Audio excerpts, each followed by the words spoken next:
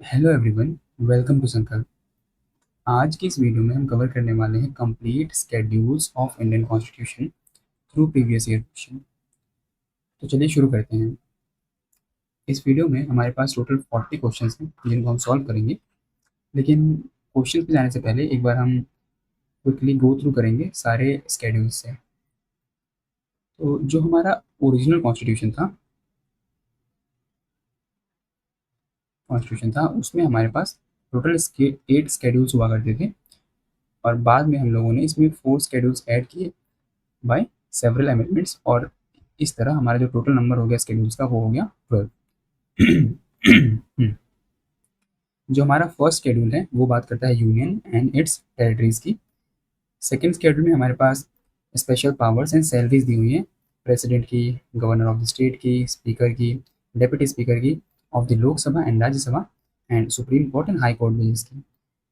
Third schedule में हमारे पास ओथ एंड अफर्मेशंस हैं of all authorities except president and vice president. तो जो प्रेसिडेंट की ओथ एंड अफर्मेशन दी हुई है वो दी हुई है आर्टिकल 60 में, और जो वाइस प्रेसिडेंट की ओथ एंड अफर्मेशन दी हुई है वो दी हुई है आर्टिकल 69 में। ये दोनों आर्टिकल आपको ध्यान रखना है। फिर उसके बाद हमारे फोर्थ शेड्यूल में है allocation of seats in Rajya Sabha. फिर उसके बाद हमारे फिफ्थ शेड्यूल में है provision for schedule areas and schedule tribes. Six schedule में हमारे पास स्पेशल प्रोविजन है for the state of Assam, Meghalaya, Tripura and Mizoram. And इसी स्केड्यूल के अंतर्गत हम लोग बनाते हैं इन स्टेट्स में ऑटोनोमस डिस्ट्रिक्ट काउंसिल, जो कि हाईएस्ट लेवल ऑफ डिसेंट्रलाइजेशन है। फिर उसके बाद हमारा जो सेवन स्टेट, इसको मैंने हाईएस्ट लेवल ऑफ डिसेंट्रलाइजेशन इसलिए कहा क्योंकि ये जो ऑटोनोमस डिस्ट्रिक्ट काउंसिल्स होती हैं ये लोकल लेवल्स पे लॉ बना सकती हैं, लॉ एंड ऑर्डर को मेंटेन कर सकती हैं, ठीक है, जुडिशरी मेंटेन कर सकती हैं। इसलिए ये जो ऑटोनोमस डिस्ट्रिक्ट काउंसिल्स होती हैं इन स्टेट्स में, कौन कौन से स्टेट, आसाम, मेघालय, त्रिपुरा, मिजोरम। मैंने इसको ऐसे याद किया है, मातम, MATAM। ओके, MAT, यहाँ पे ए से कुछ नहीं है, और एम, मातम। ओके, मेघालय, आसाम, त्रिपुरा एंड मिजोरम, या फिर आप इसको ऐसे भी याद कर सकते हैं, MATM। ठीक, मेघालय, आसाम, त्रिपुरा, मिजोरम। जो आपका सेवन शेड्यूल है उसमें आपका दिया हुआ है division of power among the central and the state government, जिसमें हमारे पास तीन स्केड्यूल्स होती हैं, union list, state list and concurrent list. हमारा एट्थ शेड्यूल है ऑफिशियल लैंग्वेजेस, जिसमें अभी प्रेजेंटली 22 लैंग्वेजेस हैं, लेकिन ओरिजिनल नंबर कितना था वो आपको बताना है कमेंट्स में। फिर उसके बाद जो हमारा नाइन्थ शेड्यूल है वो validation of certain acts and regulations की बात करता है। इसमें जितने भी लैंड रिफॉर्म से रिलेटेड लॉ हैं उनको रखा गया है ताकि उनको जुडिशियल रिव्यू के परव्यू से बाहर रखा जा सके। अभी मैंने कहा था आपको कि हम लोगों ने चार स्केड्यूल्स को बाद में ऐड किया है थ्रू सेवरल कॉन्स्टिट्यूशनल अमेंडमेंट से। उनमें से नाइन्थ स्केड्यूल आपका पहला है, जिसको फर्स्ट कॉन्स्टिट्यूशनल अमेंडमेंट एक्ट से 1951 में ही ऐड कर दिया गया था, 1951। फिर उसके बाद आपका टेंथ शेड्यूल है, जिसको आपके 52nd कॉन्स्टिट्यूशनल अमेंडमेंट एक्ट से ऐड किया गया है। इसके अंदर आपका दिया हुआ है एंटी डिफेक्शन लॉ, दल बदल विरोध कानून। फिर आपका 11th शेड्यूल है, जिसको हम लोगों ने by the 73rd constitutional amendment से ऐड करा था। और फिर आपका 12th शेड्यूल है जिसमें म्यूनिसिपैलिटीज़ की बात है, जिसको हम लोगों ने 74th कॉन्स्टिट्यूशनल अमेंडमेंट एक्ट से ऐड करा था। तो इस तरीके से हमारे कॉन्स्टिट्यूशन में टोटल 12 शेड्यूल्स हैं, जिनमें से 8 ओरिजिनल कॉन्स्टिट्यूशन में थे और बाद में 4 को ऐड किया गया। और वो 4 कौन कौन से हैं, 9th, 10th, 11th and 12th। आपको याद रखना है कि इनको कौन से अमेंडमेंट से ऐड किया गया और इसमें क्या प्रोविजन है। 9th शेड्यूल में लैंड रिफॉर्म लॉज को रखा गया है ताकि उनको जुडिशियल रिव्यू से बचाया जा सके। 10th शेड्यूल में एंटी डिफेक्शन लॉ है, जिसको 52nd कॉन्स्टिट्यूशनल अमेंडमेंट एक्ट से ऐड किया गया था। 11th शेड्यूल में आपका पंचायत हैं और 12th शेड्यूल में म्यूनिसिपैलिटीज़ हैं। चलिए अब हम क्वेश्चन सॉल्व करते हैं। Which of the following schedule of the Indian Constitution lists the name of states and specifies their territories? अभी हमने देखा फर्स्ट शेड्यूल। ओके, अब अगर आपको इनको याद करना हो तो एक बहुत ही पॉपुलर ट्रिक है जिसके थ्रू हम सारे स्केड्यूल्स को याद करते हैं, वो है TEARS, tears, OF, of, OLD, old, PM। Okay, T से टेरिटरी फर्स्ट, ई से इमरमेंट्स यानी कि सैलरीज एंड स्पेशल पावर्स। फिर उसके बाद ए से अफर्मेशन एंड ओथ्स, जिसमें किन दो लोगों की ओथ एंड अफर्मेशन नहीं मेंशन की हुई है ये आपको बताना है कमेंट बॉक्स में। आर से राज्यसभा यानी कि allocation of seats in Rajya Sabha. फिर उसके बाद एस से स्केड्यूल्ड एरियाज। ओ से अदर स्केड्यूल्ड एरियाज, कौन कौन से स्टेट थे, M A T M, Meghalaya, Assam, Tripura, Mizoram, जिसके अंदर हम लोग ऑटोनोमस डिस्ट्रिक्ट काउंसिल्स को बनाते हैं। फिर उसके बाद एफ से फेडरलिस्ट या फिर फेडरलिज्म, आप याद कर सकते हैं कितनी लिस्ट है, 3 लिस्ट हैं, कौन कौन सी, central list, state list and concurrent list. इसको आप यूनियन लिस्ट कर लीजिए, union list, state list and concurrent list. O से ऑफिशियल लैंग्वेजेस, टोटल 22 लैंग्वेजेस हैं। एल से लैंड, जितने भी लैंड रिफॉर्म लॉज हैं हम लोगों ने उसको 9th में रखा हुआ है। डी से डिफेक्शन, 10th शेड्यूल। ई से पंचायत, 11th शेड्यूल। और एम से म्यूनसिपैलिटीज, 12th शेड्यूल। ओके, तो ये है आपका फर्स्ट शेड्यूल, ये है सेकेंड, ये है third, fourth, fifth, six, seventh, eight, ninth, 10th, 11th and 12th। Next question है, which of the following are enshrined in the third schedule of the Indian constitution. हमारे थर्ड शेड्यूल में क्या है, तो हमने कैसे याद किया था, टी ई ए, यानी कि इसमें होंगी affirmations. Form of oath of minister of union, सही है। Form of oath to be made by the chief justice of a supreme court, ये भी सही है। Form of oath of president of India, क्या ये था, उस शेड्यूल में स्पेसिफिकली मेंशन किया हुआ है कि except president and vice president, तो थर्ड नहीं होगा। अब जिन जिन ऑप्शन में थर्ड होगा वो ऑप्शन गलत हो जाएंगे। थर्ड इसमें है गलत, थर्ड इसमें है ये भी गलत, थर्ड इसमें है ये भी गलत, यानी कि ऑप्शन सी इसका सही आंसर है। ये 2017 में पूछा गया क्वेश्चन है। Form of oath to be made by the members of parliament, ये भी इसमें दिया हुआ है।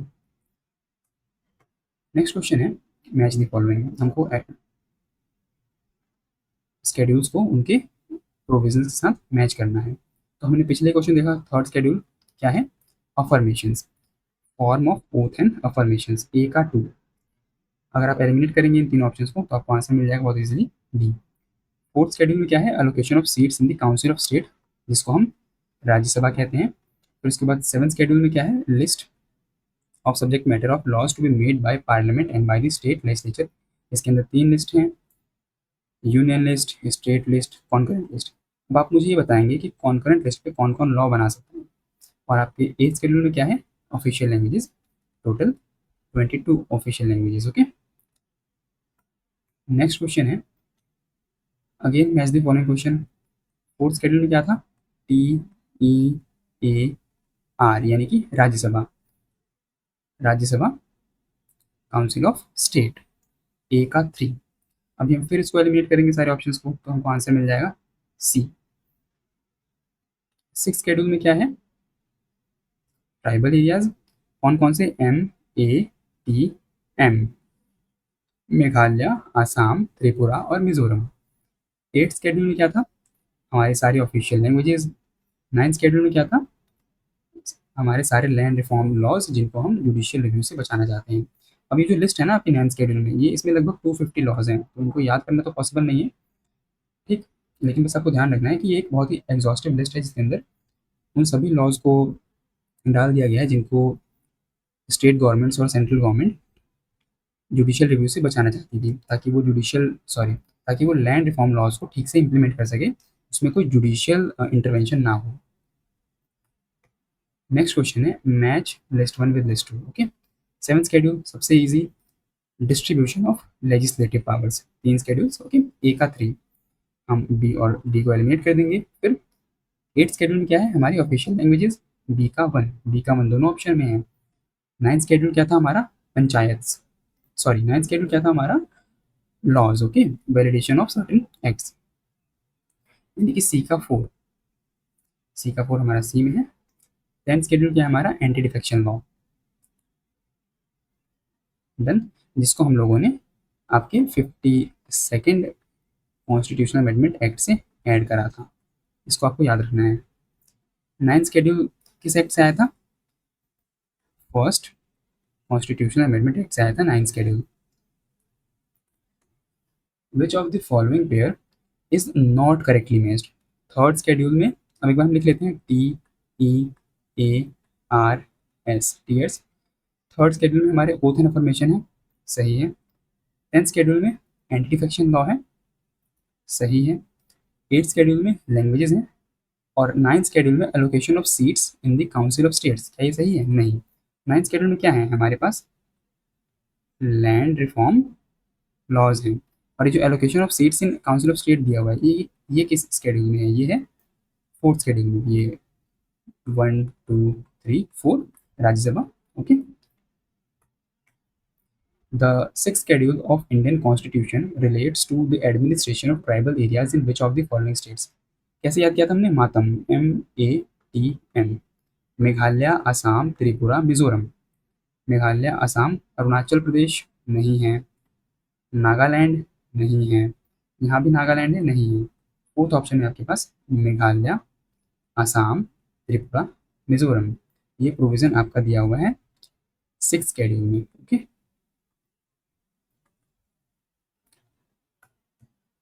In which of the following schedule of the Indian Constitution of India is the provision made for the three legislative list? यहाँ पे mention किया हुआ है थ्री, कौन कौन सी? Union list, state list and concurrent list. Union list पे केवल यूनियन गवर्नमेंट ही लॉ बना सकती है। स्टेट लिस्ट पे इन द नॉर्मल सर्कमस्टांसेस केवल स्टेट गवर्नमेंट ही लॉ बना सकती है, लेकिन 5 ऐसी सिचुएशन होती हैं जिनमें इस स्केड्यूल के ऊपर या इस लिस्ट के ऊपर जो आपकी सेंट्रल गवर्नमेंट है वो भी लॉ बना सकती है। जैसे अगर हम उसको कवर करना चाहें तो यहाँ पे कर लेते हैं, है ना। पहला, जब आपका नेशनल इमरजेंसी लगा हो, है ना। दूसरा, जब आपका स्टेट इमरजेंसी लगा हो। ठीक। जब टू और मोर स्टेट मिलके सेंटर को रिक्वेस्ट करे कि आप इस पे लॉ बना दीजिए, तो सेंटर उस स्टेट लिस्ट के प्रोविजन पे लॉ बना सकता है, लेकिन वो जो लॉ है वो केवल जो स्टेट ने रिक्वेस्ट किया होगा उनके ऊपर ही इंप्लीमेंट होगा। फिर उसके बाद जब भी किसी इंटरनेशनल ट्रीटी को इम्प्लीमेंट करना हो, और फिर उसके बाद आर्टिकल 249 के अंतर्गत जब राज्यसभा एक स्पेशल रेजोल्यूशन पास करके लोकसभा को अलाउ करे कि इसके ऊपर लॉ मेकिंग की जा सकती है, तो यूनियन गवर्नमेंट इसके ऊपर लॉ बना सकती है, जो कि लॉ केवल 1 ईयर के लिए वैलिड रहता है। ठीक। तो ये थ्री लेजिस्लेटिव लिस्ट इसमें है आपकी 7th शेड्यूल में दी हुई है। Next, which of the given subject is not correctly matched? अब जब भी आप कोई क्वेश्चन सॉल्व कर रहे हो तो आपको इन वर्ड्स पे ध्यान देना होता है। यहाँ पे हमसे नॉट पूछा है। ओके।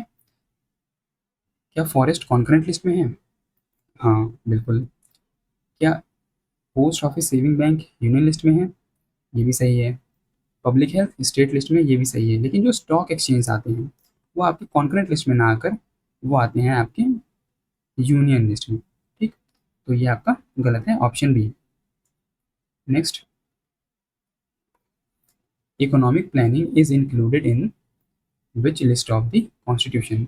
इकोनॉमिक प्लानिंग आपका, अब क्योंकि ये बहुत ही एक बेसिक चीज़ है ना, तो इसको मेंशन किया गया कॉन्करेंट लिस्ट में। अब इसके ऊपर दोनों सेंट्रल स्टेट दोनों ही लॉ बना सकते हैं, लेकिन जब भी दोनों लॉज के बीच में कॉन्फ्लिक्ट होगा तो जो आपका सेंटर का बनाया हुआ लॉ लॉ होगा वो हमेशा प्रिवेल करेगा स्टेट के लॉ के ऊपर। लेकिन यहाँ भी एक सिचुएशन होती है जिसमें अगर जो स्टेट का लॉ है उसको प्रेसिडेंशियल एसेंट मिला हुआ है, तब वो लॉ प्रिवेल करेगा। और वो मिलेगा कैसे? जब वो लॉ मेकिंग हो रही हो और उस लॉ को आपके प्रेसिडेंट ने, सॉरी आपके गवर्नर रिजर्व करा प्रेसिडेंशियल एसेंट के लिए और उसको मिल गया, तब जाके वो लॉ जो होगा वो सेंटर के लॉ के ऊपर भी प्रिवेल करेगा। Next, which of the following is subject of concurrent list? क्या फॉरेन अफेयर्स कभी आ सकता है कॉन्करेंट लिस्ट में? नहीं। पुलिस, ये तो स्टेट लिस्ट में आता है। रेडियो एंड टेलीविजन, ये आपका यूनियन गवर्नमेंट का मैटर है। जो आपका क्रिमिनल मैटर्स हैं उनके ऊपर लॉ मेकिंग आता है आपका कॉन्करेंट लिस्ट में। इसके ऊपर दोनों ही लॉ बना सकते हैं, सेंट्रल गवर्नमेंट भी और स्टेट गवर्नमेंट भी। Next, which of the following is not correctly matched? Public health and sanitation आपका स्टेट लिस्ट का पार्ट है, बिल्कुल सही। सेंसस यूनियन लिस्ट का पार्ट है, अभी आपका सेंसस होने भी वाला है 2027 में, है ना। Allocation of seats in the council of states, क्या ये सेकंड शेड्यूल में दिया हुआ है? अभी देखते हैं इसको। एंटी डिफेक्शन लॉ आपका 10th शेड्यूल में है। Allocation of seats in council of states आपका दिया हुआ है 4th शेड्यूल में। और जो आपका सेकंड शेड्यूल है वो किससे जुड़ा हुआ है? टी ई यानी कि इमोलमेंट्स, सैलरीज। ओके, ये आपको याद रखना है। Next, education which was initially a state subject was transfer to concurrent list by the 42nd amendment act. ये जो आपका अमेंडमेंट था, इसने केवल एजुकेशन को नहीं बल्कि एजुकेशन, उसके अलावा फॉरेस्ट, फिर उसके अलावा वाइल्ड लाइफ, इन सभी प्रोविजंस को जो आपकी स्टेट लिस्ट थी, स्टेट लिस्ट से उठाकर रख दिया था कॉन्करेंट लिस्ट। किस अमेंडमेंट ने? किस अमेंडमेंट ने? 42nd अमेंडमेंट ने। और कब? 1976 में। ठीक, क्लियर। अब इसके अलावा भी बहुत सारी चीज़ें हमारे कॉन्स्टिट्यूशन में चेंज की गई थी 42nd अमेंडमेंट से, इसीलिए हम इस अमेंडमेंट को बोलते हैं मिनी कॉन्स्टिट्यूशन। Mini constitution. अब इससे क्या क्या चेंज किया था वो चाहे तो आप कमेंट बॉक्स में लिस्ट कर सकते हैं। नेक्स्ट, आपको अगेन एक मैच द फॉलोइंग क्वेश्चन है। यूनियन लिस्ट में क्या है? सेंसस, ए का 3। अब हम इस सबको एलिमिनेट कर देंगे और हमको आंसर मिल जाएगा ए, लेकिन हमको देखना है स्टेट लिस्ट में क्या है। स्टेट लिस्ट में पुलिस एंड पब्लिक ऑर्डर। जो आपका कॉन्करेंट लिस्ट में वो है population control and family planning. जो भी बहुत जेनरिक चीज़ें हैं, मतलब जिनके ऊपर आपको लगता है कि जनरली दोनों को लॉ बनाना चाहिए, वो कॉन्करेंट लिस्ट में ही होता है। और जो रेजिडुअल सब्जेक्ट्स हैं जैसे कि स्पेस रिसर्च, इनके ऊपर लॉ कौन बनाता है? इनके ऊपर लॉ बनाता है आपका यूनियन। और ये जो प्रोविज़न है कि जो रेजिडुअरी सब्जेक्ट्स हैं उनके ऊपर लॉ मेकिंग यूनियन करेगा, ये हमने बोरो किया है कनाडा के कॉन्स्टिट्यूशन से। Done. Which of the following is not mentioned in the Union list under the 7th schedule of the Indian Constitution? कौन सी चीज यूनियन लिस्ट में मेंशन नहीं है? बैंकिंग यूनियन लिस्ट का पार्ट है, सेंसस यूनियन लिस्ट का part है, gas union list का पार्ट है, लेकिन इंश्योरेंस आपका आता है कॉन्करेंट लिस्ट में। Okay, next, which of the following is included in state list? हमको बताना है कौन सा प्रोविजन स्टेट लिस्ट में है। फॉरेस्ट हमने अभी देखा था कि इसको 42nd अमेंडमेंट एक्ट से स्टेट लिस्ट से उठाकर कॉन्करेंट लिस्ट में डाल दिया गया था। इलेक्ट्रिसिटी क्या स्टेट लिस्ट का पार्ट है? नहीं, ये भी कॉन्करेंट लिस्ट का पार्ट है। एजुकेशन, ये भी कॉन्करेंट लिस्ट का पार्ट है। लेकिन रेलवे पुलिस, अब अगर आप देखेंगे तो रेलवेज इन जनरल आता है सेंटर लिस्ट में, लेकिन जो रेलवे पुलिस का प्रोविजन है वो दिया गया है आपके स्टेट लिस्ट के अंदर। ठीक, इस चीज़ को ध्यान रखना है, कंफ्यूजन हो सकता है इसमें। रेलवे जो है वो आपका यूनियन लिस्ट का पार्ट है, और जो रेलवे पुलिस का प्रोविजन है वो आपकी स्टेट लिस्ट में आता है। ठीक, next, which one of the following is state list subject? अभी हमने पिछले क्वेश्चन में देखा railway police. Done. Next, which of the following subject is in list 3 of concurrent list of 7th schedule? इनमें से कौन सा कॉन्करेंट लिस्ट में होगा? पब्लिक ऑर्डर, नहीं, स्टेट लिस्ट का पार्ट है।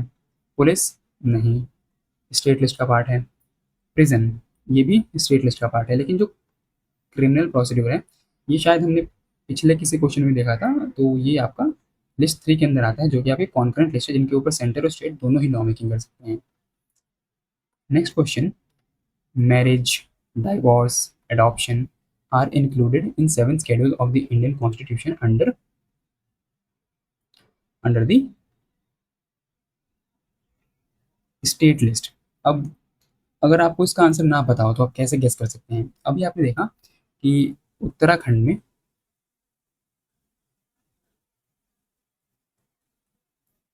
यूसीसी को इम्प्लीमेंट किया गया, फिर उसके बाद गुजरात में भी यूसीसी को इम्प्लीमेंट किया गया है ना। तो ये जो यूसीसी है, यूनिफॉर्म सिविल कोड, ये क्या है? ये ऐसा लॉ होता है जो जो आपके मैरिज, डाइवोर्स और अडॉप्शन के लॉज में यूनिफॉर्मिटी लेके आता है थ्रू आउट द स्टेट। अगर आप देखेंगे तो जो आपका मुस्लिम पर्सन लॉ अलग है, फिर उसके बाद हिंदू मैरिज एक्ट अलग है, तो ये सारे प्रोविज़न बहुत एम्बिग्विटी क्रिएट करते हैं। तो इसीलिए ये राज्य यूसीसी लेके आएँ ताकि जो भी आपके मैरिज के लॉज हों, डाइवोर्स के लॉज हों, एडॉप्शन के लॉज हों और इनहेरिटेंस के लॉज हों, उनके अंदर यूनिफॉर्मिटी लाई जा सके। अब ये क्यों ला पा रहे हैं? क्योंकि ये जो प्रोविजंस हैं, मैरिज, डाइवोर्स, एडॉप्शन, ये दिए हुए हैं आपके स्टेट लिस्ट में। लेकिन फिर आपने ये भी सुना होगा कि सेंटर भी यूसीसी लाने की बात कर रहा था। तो सेंट्रल लॉ मेकिंग कर सकता है इन सब्जेक्ट्स पे, लेकिन ये जो लॉज होते हैं ना, ये डायरेक्टली इंप्लीमेंट नहीं होते हैं स्टेट के ऊपर। ये बस एक मॉडल लॉज होते हैं, ताकि इनको देखकर जो आपके स्टेट्स हैं वो इनके बेसिस पे लॉ मेकिंग कर सकें, जिससे थ्रू आउट द कंट्री एक यूनिफॉर्मिटी आए। Clear? Next, the concurrent list of Indian constitution includes. अब हमें बताना है कि कॉन्करेंट लिस्ट में क्या क्या है। सक्सेशन, बिल्कुल सक्सेशन कॉन्करेंट लिस्ट का पार्ट नहीं है, सक्सेशन आपका स्टेट लिस्ट का पार्ट है। थर्ड नहीं आएगा, यानी कि हमारा ट्रेड एंड कॉमर्स जो है वो बस ओनली वन इसका आंसर है। Next, to give constitutional protection to the state land reform laws have been included in ninth schedule. हमने देखा था फर्स्ट कॉन्स्टिट्यूशनल अमेंडमेंट एक्ट से ऐड किया गया था नाइन्थ शेड्यूल को, ताकि जो भी लॉज इस शेड्यूल के अंदर हों उनको हम जुडिशियल रिव्यू से बचा सकें और लैंड रिफॉर्म लॉज को एक अच्छे मैनर में बिना किसी जुडिशियल इंटरवेंशन के through out the country implement किया जा सके। क्योंकि आपको पता है कि जो हमारा फंडामेंटल राइट्स हैं उसमें पहले 7 राइट्स थे, और वो जो 7th राइट था वो था आपका राइट टू प्रॉपर्टी। अब अगर आप किसी लैंडलॉर्ड का लैंड ले रहे हैं अंडर द लैंड रिफॉर्म्स और उसके पास राइट टू प्रॉपर्टी है, तो वो सुप्रीम कोर्ट जाएगा और फिर ये सारी चीज़ें क्या करेंगी? ये सारी चीज़ें जो आपके लैंड रिफॉर्म्स के इम्प्लीमेंटेशन है उसको डिले करेंगी। तो इसीलिए जो भी लैंड रिफॉर्म लॉज थे उनको 9th शेड्यूल में डाल दिया गया, ताकि उनको जुडिशियल रिव्यू से बचाया जा सके और राइट टू प्रॉपर्टी का मिसयूज़ ना हो, ताकि लैंड रिफॉर्म्स को अच्छे से इम्प्लीमेंट किया जा सके। अगर आप बता सकें तो आप बता सकते हैं कमेंट बॉक्स में कि इंडिया में लैंड रिफॉर्म किसने इनिशिएट करा था। ठीक। Next, Coelho case is related to which of the following schedules of the Indian constitution. इसका आंसर है 9th शेड्यूल। ये जो आपका आयर आयर कोयल्हो केस है ये 9th शेड्यूल से जुड़ा हुआ है। Next question, in which schedule of the Indian constitution anti defection law is placed. Anti defection law आपका 10th शेड्यूल में प्लेस किया गया है।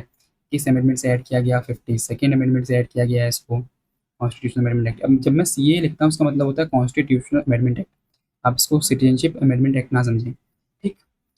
जो आपका 9th शेड्यूल है उसको हम लोगों ने फर्स्ट अमेंडमेंट से ऐड करा था, इसमें लैंड रिफॉर्म लॉज आते हैं। 6th शेड्यूल आपको पता ही है, हम लोगों ने कितनी बार याद कर लिया, एम मातम, MATM, Meghalaya, Assam, Tripura, Mizoram. Okay. Next, the 11th schedule of the constitution is related to which of the following. जो आपका 11th शेड्यूल है वो पंचायती राज से जुड़ा हुआ है। ठीक। म्यूनिसिपैलिटीज के लिए हमारे पास है 12th शेड्यूल।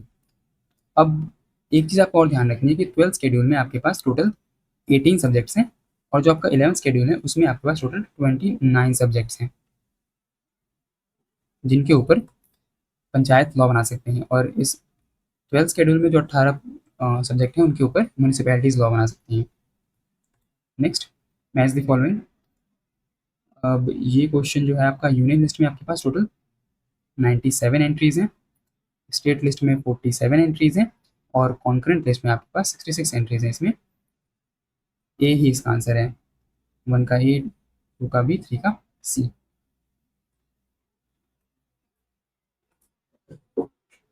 नेक्स्ट क्वेश्चन है, economic planning is a subject of, economic planning is a subject of concurrent list. दोनों ही गवर्नमेंट्स इकोनॉमिक प्लानिंग कर सकती हैं। Land reform comes under the subject of, अभी सारे क्वेश्चन रिपीट हो रहे हैं बार बार। लैंड रिफॉर्म्स आते हैं आपकी स्टेट लिस्ट में। Next, in which of the, in which schedules of the Indian Constitution are the formats of oath and affirmations are given? T, E, A. Affirmations, third schedule, third list. Next question. Consider the following subjects belonging to different list of the Constitution of India, which of the following subject belong to concurrent list? Protection of wild life, हमने देखा था कि इसको 42nd constitution amendment act से 1976 में state list से add किया गया था कॉन्करेंट लिस्ट में, तो 1 रहेगा ऑप्शन में, यानी कि 1 एंड 4 इसका आंसर होगा कॉन्करेंट लिस्ट का। Protection of wild life and price control. Income on agriculture आता है आपका स्टेट लिस्ट में, और टैक्स ऑन इलेक्ट्रिसिटी कंजम्पशन और सेल ये भी आता है आपका स्टेट लिस्ट में। Next, which of the following subject lies in the concurrent list? Education, same amendment 42nd amendment से हम लोगों ने इसको स्टेट से कॉन्करेंट में ऐड कर दिया गया था। ठीक, जो आपका डिफेंस है सेंटर का पार्ट है, एग्रीकल्चर स्टेट का पार्ट है, और पुलिस भी स्टेट का पार्ट है।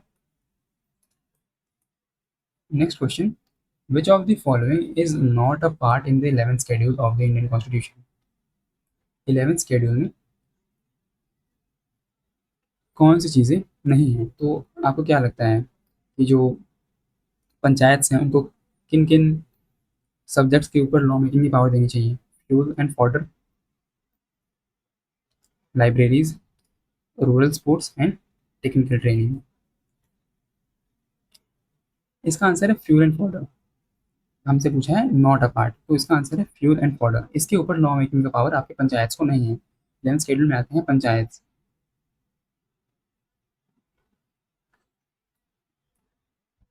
Next, how many subjects have been empowered to control by the panchayat raj institution through schedule through schedule 11? मैंने बताया था आपको पिछले किसी क्वेश्चन में, इसमें 29 सब्जेक्ट्स आते हैं, 18 सब्जेक्ट्स आते हैं आपके 12th शेड्यूल के अंदर। Next, prevention of cruelty to animals is listed in concurrent list. Okay, which pair is not correctly matched? T E A R S O F. Okay, third schedule affirmations यानी कि form of oath, ये सही है। Fourth schedule allocation of seats, ये भी सही है। Six schedule administration of scheduled areas, और सेवन्थ शेड्यूल आपका यूनियन लिस्ट। इसमें हमारे पास ऑप्शन सी गलत है। इस सिक्स शेड्यूल में हमारे पास अदर स्टेट्स के लिए, जो कि हैं आपके मेघालय, असम, त्रिपुरा, मिजोरम, इनके लिए स्पेशल प्रोविजन दिए हुए हैं, ना कि एडमिनिस्ट्रेशन ऑफ शेड्यूल एरियाज। ये आता है आपका किसमें? 5th शेड्यूल में। Done. Next question, which of the following schedules of Indian Constitution contains provision for allocation of seats in Council of States TEAR? R Rajya Sabha fourth schedule. Next, the 5th schedule deals with the governance and protection of interest of which specific group? 5th schedule schedule caste नहीं, religious minorities नहीं, linguistic minorities no, scheduled tribes। Okay, इसमें जो भी schedule areas हैं वो आते हैं आपके 5th शेड्यूल के अंदर। Next, which of the following schedule of the Indian Constitution contains provision related to the anti-defection law? कौन सा शेड्यूल है? 10th schedule amendment, 52nd। Done. The 10th schedule of the Indian Constitution contain provision related to anti-defection legislation. पंचायती राज आपका है 11th schedule में, land reforms 9th schedule, division of power between centre and state है आपका 7th schedule. 3 list, okay, याद रखना है आपको ये सब। Next, constitutions 10th schedule relates to anti defection. Judicial review या फिर आप कह लीजिए 9th शेड्यूल है ये। Administration of SCs and ST area, ऐसा कुछ नहीं है, SC एरियाज का तो कोई प्रोविजन नहीं है कॉन्स्टिट्यूशन में। National language of India, national language नहीं होती हैं, ऑफिशियल लैंग्वेज होती हैं, जो कि आपकी 8th शेड्यूल में दी हुई हैं, और टोटल 22 लैंग्वेजेस होती हैं। ये नेशनल ना होकर ऑफिशियल लैंग्वेजेस होती हैं। तो ये था हमारा complete schedules of Indian constitution. अगर आपको वीडियो अच्छी लगी हो तो आप इस वीडियो को लाइक कर सकते हैं, अपने फ्रेंड्स के साथ शेयर कर सकते हैं और चैनल को सब्सक्राइब कर सकते हैं। मिलते हैं अगली वीडियो में, तब तक के लिए जय हिंद।